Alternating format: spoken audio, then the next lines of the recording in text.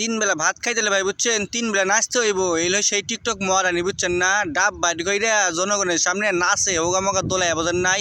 আর ডাব কি আর কমো, বড় বড় ডাব শো করে দেখায় যে আমার ডাবের সাইজে এত, খাইবা নাকি? মানুষ বিদেশ থেকে আইসা পরে প্রেমের টানে, আর আমার গোলামের পুত আমার শোনায় বাইরে বৃষ্টি।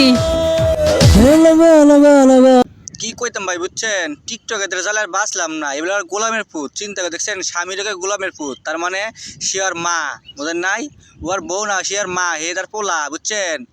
মানে বউ বিজনেস করে খাইতে খাইতে আগের মস্তিষ্ক এতটা দুর্বল হয়ে গেছে, কখন কি কয় না কয় আগের মাথায় থাকে না। তোর মাথা নষ্ট। চা কফি তো বড় লোকেরা খায়, আমি তো ছোট লোক, আসো চুমা খাই। আরে মামনি, চুমা যে খাইবা তার ভিজিট কত? তোমরা তো আবার চুমা খাওয়াইতে গেলে আবার ভিজিট টাকা লাগে অনেক বুঝছো। তোমরা তো ব্যবসায়ী বোঝো নাই, ওই ব্যবসা করেই তো আজকে আইফোনটা কিনছো নাকি? আমরা সকলে বুঝি বুঝছো, এই বয়সে আইফোন কেটে কই বেচছো তোমরা, এইসব করে টাকা কামাই আইফোন কিনছো। সন্দেহ তুই ঠিক কথা বলেছিস। তোরে যদি আফসোসি না করাইতে পারি তাহলে আর মায়ের বাবা মেয়ে জীবনই রাখবো না।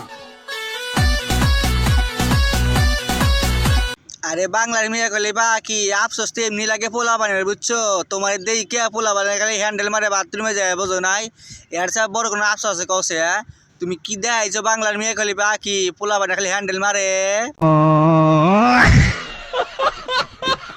কুকুরের লাগ যেমন সোজা হয় না, তেমন কিছু মানুষের চরিত্র কোনোদিন ঠিক হয় না। সে আপনার সামনে ঠিকই ভালো হয়ে থাকবে, গোপনে গোপনে 10-12টা নাঙের খোঁজ সে ঠিকই রাখবে। আরে দৌলতদিয়া ঘাটের মেয়ে নুপুর, তোমারে কইতে শোনো বুঝছো, তুমি যে যশোরের মেয়ে না, যশোরের পান মাইর দিছো তুমি একাই বুঝছো, পুরো যশোরটা একাই তুমি লাখ টাকা সারি দিছো বুঝছো। তোমার মতন মেয়ে থাকার তো দরকার নাই, তোমার নিজের চরিত্রকে ঠিক করো, তারপর অন্যদের নিয়ে কথা বইও। তোর কপালে জুতার বাড়ি হারাম।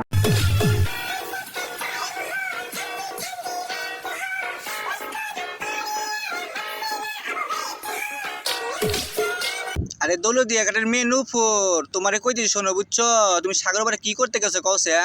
সাগরে যে বড় বড় ঢেউ আসতেছে, ওই ঢেউ ধাক্কাইতে তোমার লাউ ছিঁড়ে পড়ে যাবে বুঝছো।